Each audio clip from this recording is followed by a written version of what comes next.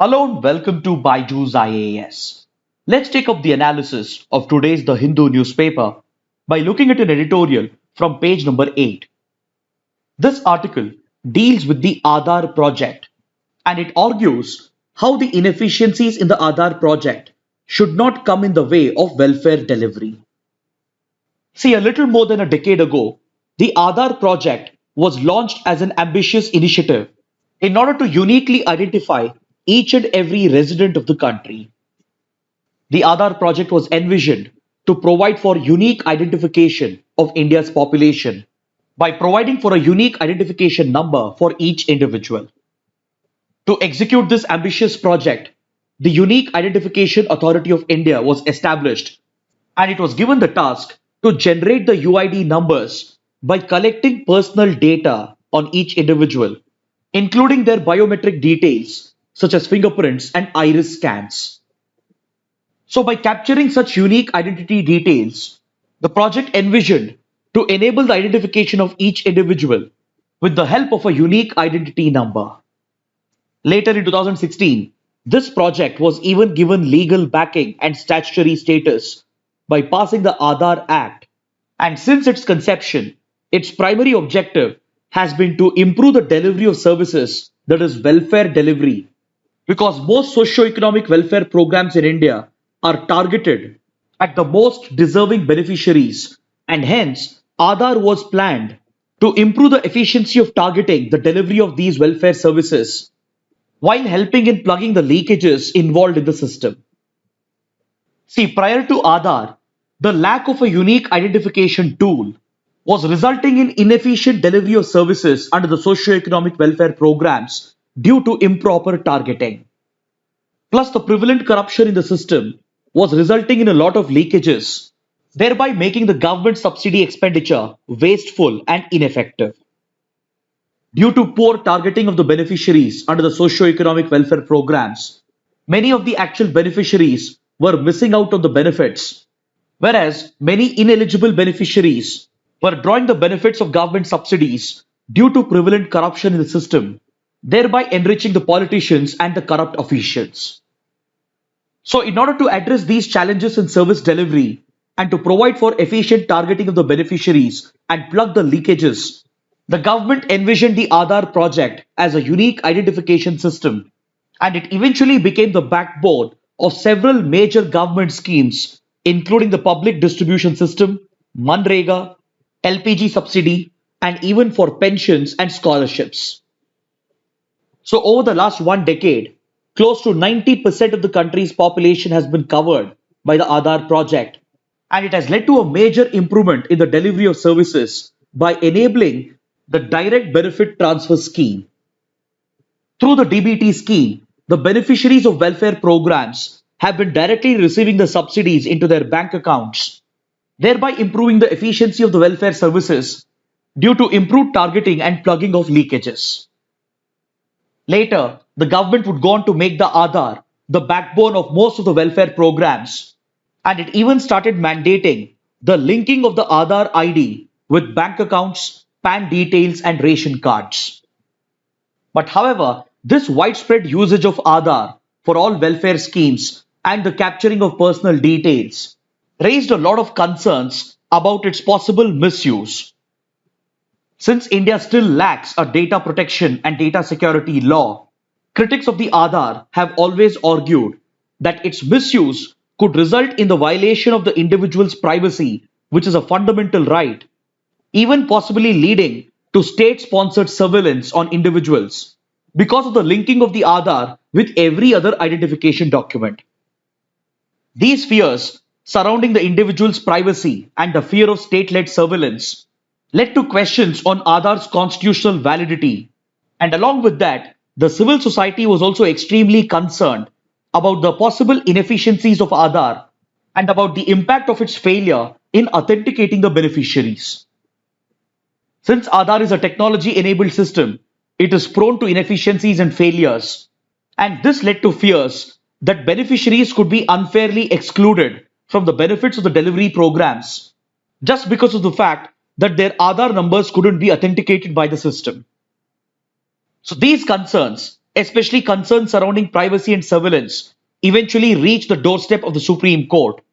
And the main question in front of the Supreme Court was whether Aadhaar constitutional, especially considering the manner in which the Aadhaar Act was passed by the Parliament. Because in 2016, when the Aadhaar Act was enacted by the Parliament, there was a major controversy surrounding it because the government had listed the Aadhaar bill as a money bill in order to escape any scrutiny in the Rajya Sabha. With the help of its majority in the Lok Sabha, the Aadhaar bill was pushed through without much debate, thereby leading to serious questions about its constitutional validity. But in 2018, a constitutional bench of the Supreme Court heard all the sides of the argument and it upheld Aadhaar as constitutional, and it recognized that in the interest of welfare programs, service delivery, and the dignity of the beneficiaries of these programs, the possible breach of privacy or its violation is just a reasonable restriction on it. Following this landmark judgment, there was a review petition that was filed as well, asking the Supreme Court to reconsider the constitutional validity of Aadhaar. But recently, in January 2021, a 5-judge bench of the Supreme Court rejected this review petition, thereby again upholding the constitutional validity of Aadhaar. The Supreme Court has said that since Aadhaar serves a larger social purpose and enables the government to provide for efficient delivery of services, it is reasonable to accept a restriction on our fundamental right to privacy. So with these rulings, the Supreme Court has clearly recognized the constitutional validity of Aadhaar, and it has clearly settled any questions around it once for all. But however, there are still serious concerns that exist with regard to the inefficiencies in the Aadhaar project, which could affect the delivery of services. This largely has to deal with the exclusion of genuine beneficiaries from welfare programs just because the Aadhaar system failed to authenticate the beneficiaries. Availing the benefits of these services and subsidies has been made conditional on biometric authentication, but this technology-based system is prone to several flaws and glitches, thereby resulting in unfair exclusion of genuine beneficiaries. One of the biggest concerns is that the biometric-based authentication system is failing at the point of delivery, that is at the grassroots, and either due to technical issues with the scanners and due to the improper capture of data during registration, and also because of possible fingerprint changes, especially amongst manual workers who are involved in hard work for a prolonged period of time, several instances of biometric authentication failure have been reported. These glitches and inefficiencies are generating a large number of false negatives during authentication, thereby denying genuine beneficiaries the benefits of government programs. There are also several cases where the beneficiaries might have lost their ID cards and the ID numbers, or they might have failed to link their cards with other identification documents such as ration cards, bank accounts, etc. All these inefficiencies and failures are resulting in the exclusion of a large number of beneficiaries from critical programs such as PDS, Manrega, etc. Recently, a study conducted in Jharkhand has shown that several genuine beneficiaries of the PDS have been unfairly excluded because of the failure in the biometric authentication system of Aadhaar, and reportedly this has directly contributed to several starvation-related deaths in the state. This alarming development has been brought to the notice of the Supreme Court by a petitioner, and the Supreme Court has taken note of this development as a serious incident. So in this context, the editorial is arguing that the inbuilt inefficiencies in the Aadhaar project and its failure, especially in authentication, shouldn't result in the unfair exclusion of the beneficiaries from enjoying the benefits of critical welfare programs such as PDS. So keeping these factors in mind, the editorial is urging the government to provide for alternative identification as well, so that service delivery can be truly decentralized while providing for fraud checking with the usage of alternative identification. Now let's take up an important article from page number 1 that deals with the complications in the India-Sri Lanka relationship that arises out of a UNHRC resolution targeted against Sri Lanka. See, at the United Nations Human Rights Council, Sri Lanka has been faced with a resolution that is connected to the ethnic conflict that was witnessed in the country. See, from the 1970s, Sri Lanka witnessed a brutal ethnic civil war that lasted for more than 3 decades. And this ethnic conflict was fought between the Sinhala Buddhist majority and the Tamil minority. During this ethnic war, the minority Tamil population concentrated in the northern and eastern provinces of Sri Lanka and the central highlands of Sri Lanka. They were targeted by the Sinhala Buddhist majority, leading to a counter response from the Tamil minority, where the radical elements would take up insurgency against the Sri Lankan state through the establishment of insurgent outfits such as the LTTE. So, this anti Tamil violence, propagated by the Sinhala Buddhist majority with the support of the Sri Lankan government, and the counter violence carried out by the Tamil insurgents, pushed the country into a civil war, which was eventually brought to an end in 2009 by the Rajapaksa government. In 2005, Mahinda Rajapaksa became the president of Sri Lanka, who is currently the Prime Minister of Sri Lanka. Under his leadership, Sri Lanka launched the last phase of the civil war, which lasted for 3 years between 2006 and 2009. During this last phase of the civil war, the Rajapaksa government reportedly gave complete powers to the Sri Lankan armed forces to target the Tamil minority rebel groups in the northern and eastern provinces. And this full blown out war finally brought the civil war to an end with the defeat of the LTTE.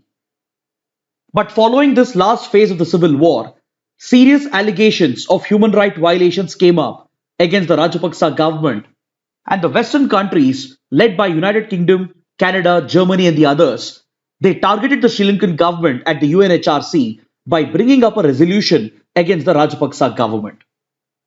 See, even before this last phase of the civil war, from the 1970s and 1980s itself, India was deeply involved in Sri Lanka's ethnic conflict. Of course, India was deeply concerned about the well being of the Tamil minorities, and at the same time, it was accused by the Sri Lankan government of sponsoring the Tamil rebels. So, throughout this period of ethnic war, India was caught in between, trying to strike a balance between the Sri Lankan government and the Tamil minority.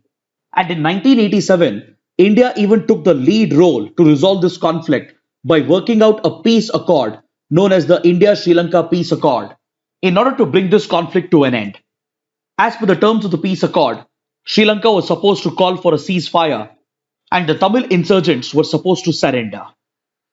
In return, Sri Lanka was supposed to deliver on its constitutional promise of implementing the 13th Amendment to its constitution, which would provide for complete devolution of powers to the northern and eastern provinces of the country. To enforce this peace accord, India even deployed the Indian peacekeeping forces.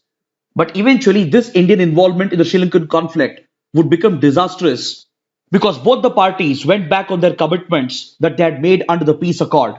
And the LTTE ended up targeting the Indian peacekeeping forces, reportedly with the support of the Sri Lankan forces. Then, even the 13th Amendment that was introduced to the Sri Lankan constitution was just a partial attempt of Sri Lanka to provide for devolution of powers, and India was not happy about the continuing violation of the rights of the Tamil minorities. So, throughout the 1980s, India's involvement in Sri Lanka was very controversial. And finally, in 1991, India's then former Prime Minister Rajiv Gandhi was even assassinated by the LTTE. So, following these disastrous developments of the 1980s and 1990s, India had relatively taken a step back from Sri Lanka's ethnic war. And by early 2000, this created a right opportunity for China to step in and start providing complete support to the Rajapaksa government during the last phase of the civil war. By 2004-2005, India had started noticing China's rising influence in the Indian Ocean. And along with this, considering how the LTTE had turned itself into a terrorist organization targeting Indian interests, even India had decided to back the Rajapaksa government during the last phase of the civil war, not just to offset Chinese influence in Sri Lanka, but also to target the LTTE militants and put an end to terrorism and insurgency in the country. But however, at the same time, India was deeply concerned about the rights of the Tamil minorities and especially about their well being during this last phase of the civil war. But during this period, India couldn't play any overt role in supporting the Rajapaksa government because regional politics in Tamil Nadu would have an impact on India's foreign policy. During this last phase of the civil war, India had a coalition government which depended heavily on political support from Tamil Nadu. And since the issue of Tamil minorities in Sri Lanka is a very sensitive and emotive subject in Tamil Nadu, the regional parties exerted a lot of pressure on the coalition government to back out of this conflict and not support the Sri Lankan government against the Tamil rebels. Eventually, this created space for China to step in and build closer relations with the Rajapaksa government by giving complete support during the last phase of the civil war. This is what led to closer relations between the Rajapaksa government and China, and in return, the conservative Rajapaksa government, which had the backing of the Sinhala Buddhist majority, would go on to build very close strategic and defense relations with China. So, following the end of the civil war, as India was trying to regain its lost influence in Sri Lanka, the Western countries brought up a resolution against the Rajapaksa government, which accused Sri Lanka of committing gross human rights violations during the last phase of the civil war. There were a lot of reports and a lot of evidence which clearly indicated that the Sri Lankan forces had indeed committed gross human rights violations by even targeting innocent Tamil civilians. And in order to hold the Rajapaksa government accountable for these violations, the Western countries brought up a resolution at UNHRC targeting the Sri Lankan government. Now, this again represented a huge dilemma for India. Because on one hand, India was also very concerned about the human rights violations of the Tamil civilians, and it wanted to ensure that these allegations of war crimes were thoroughly investigated by an independent commission which could provide for reconciliation in the Sri Lankan society. But on the other hand, India was worried about the growing influence of China in Sri Lanka and the growing ties between China and the Rajapaksa government. So, keeping all these factors in mind, India came out with a strategy to extend support to the well-being of the Tamil civilians on one side and at the same time cut Chinese influence by supporting the Rajapaksa government during these resolutions at the UNHRC. When these resolutions came up at the UNHRC, they were put to vote in 2009, 2012 and 2013. And in all these instances, India initially wanted to back the Rajapaksa government in order to offset the Chinese influence while continuing its support for the Tamil civilians.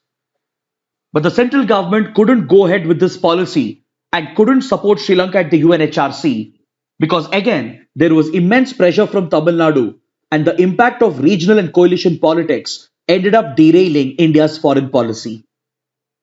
Till date at the UNHRC, 7 resolutions have been brought up against Sri Lanka.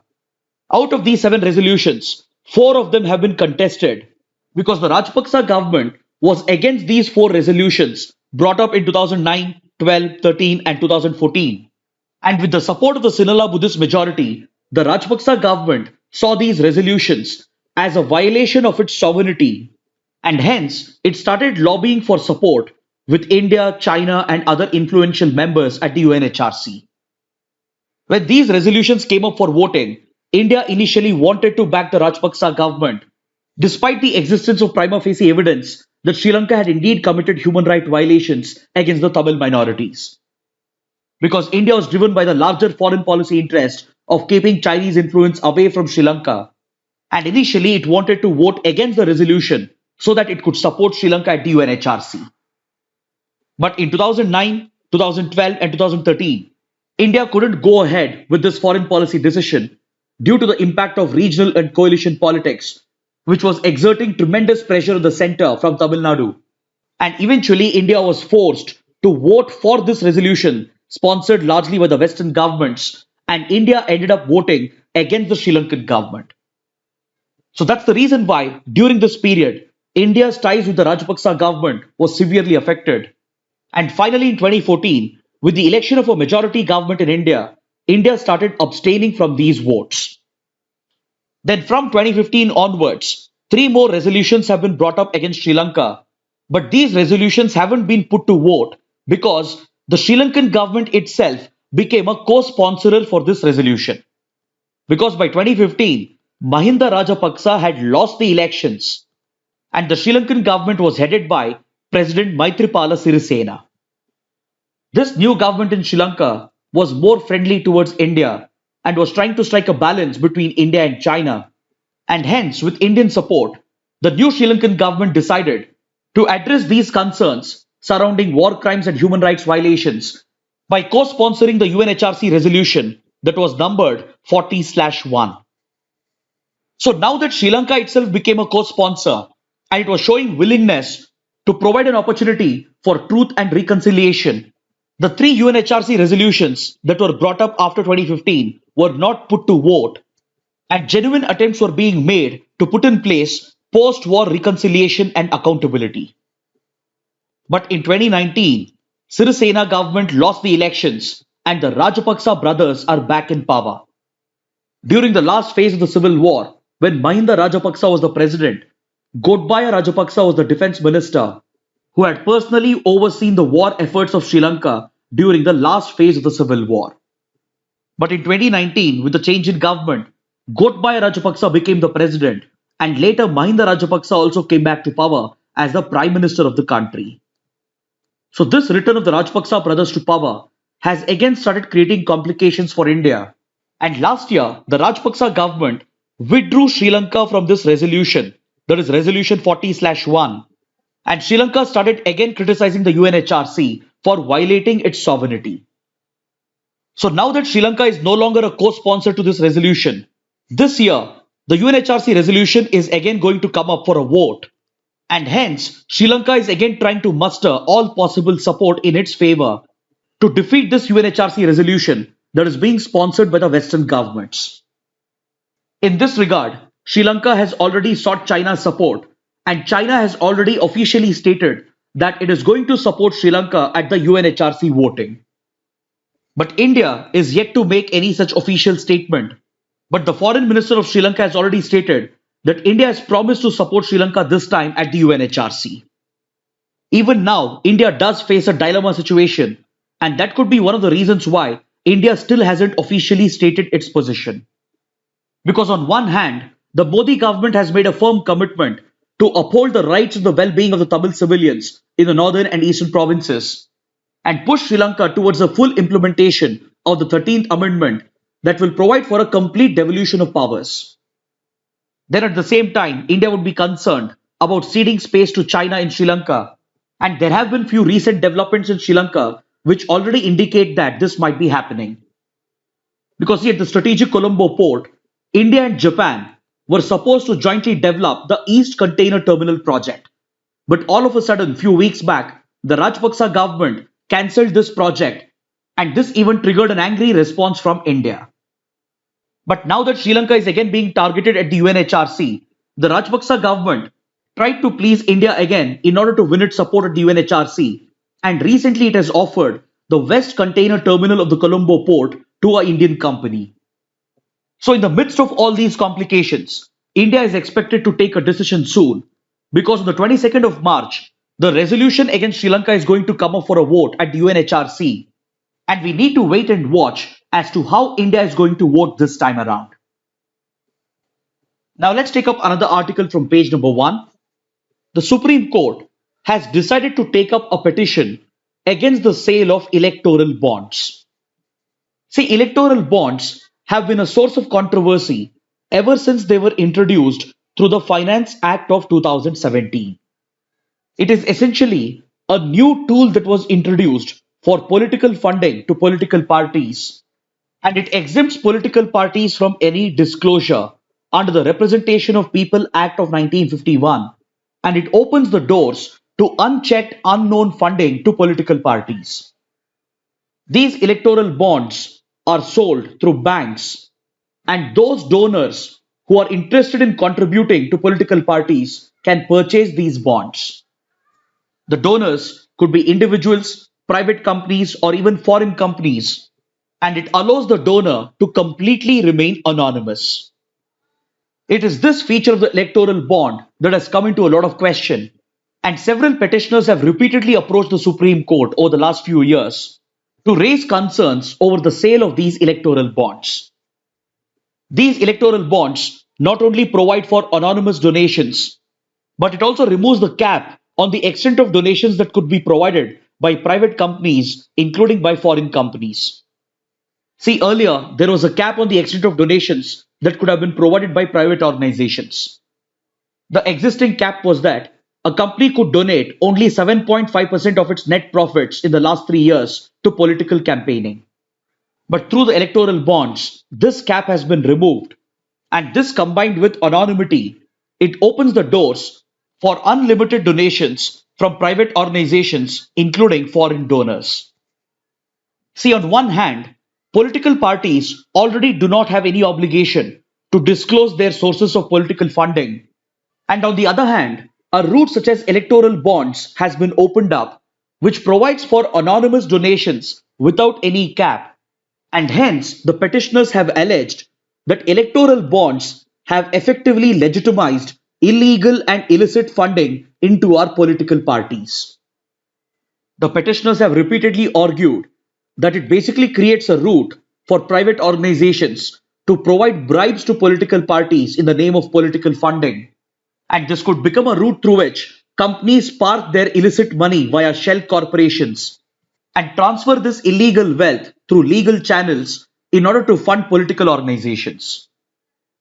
In fact, when electoral bonds were first proposed by the government, the Election Commission of India and even the RBI, they had strictly opposed the electoral bonds and they had taken a very strict stand against it by labeling them as a threat to the very foundation of the democracy.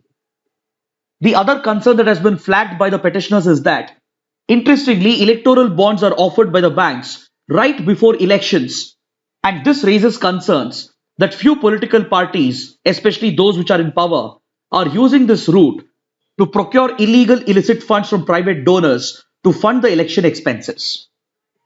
The petitioners have alleged that this manner of political funding erodes the very foundation of free and fair elections, and hence they have called upon the Supreme Court to implement an immediate stay on the latest issue of electoral bonds.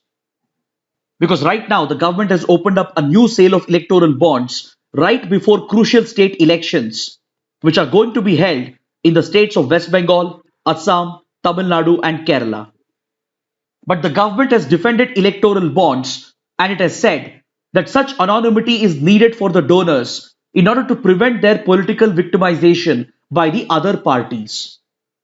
So, considering the seriousness of the matter and considering the fact that the sale of electoral bonds has been opened up right before state elections, the Supreme Court has agreed to take up this petition and look into the constitutional validity of electoral bonds.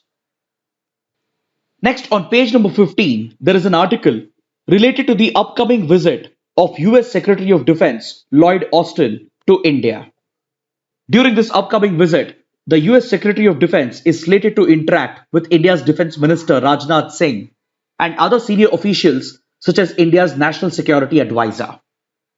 During this interaction, the two countries are expected to focus on their priorities in the Indo-Pacific region, in Afghanistan with regard to the ongoing peace process, and also on the impact of CATSA law of the United States on the S-400 missile deal between India and Russia. Then apart from this, they are expected to focus on joint cooperation in counterterrorism and military exercises. Over the last few weeks, we have repeatedly covered the priorities of India and US in the Indo-Pacific while talking about the quadrilateral grouping. And we have even discussed in detail the ongoing peace process in Afghanistan. Since this is an upcoming visit, let's not discuss the article right now. But I would expect you to go through this once. And as soon as the visit is concluded, we are going to have an elaborate discussion on this topic. Now let's look at an article from page number 11. The Supreme Court has ordered judges at all levels to stop stereotyping women in court judgments, especially in cases related to sexual harassment, rape, molestation, etc. Because over the years, we have all witnessed shocking rulings and shocking statements being made by judges, not just at the level of lower courts, but even at the level of high courts and Supreme Court. We have seen cases where the judges have asked the accused in a rape case or a molestation case to marry the victim.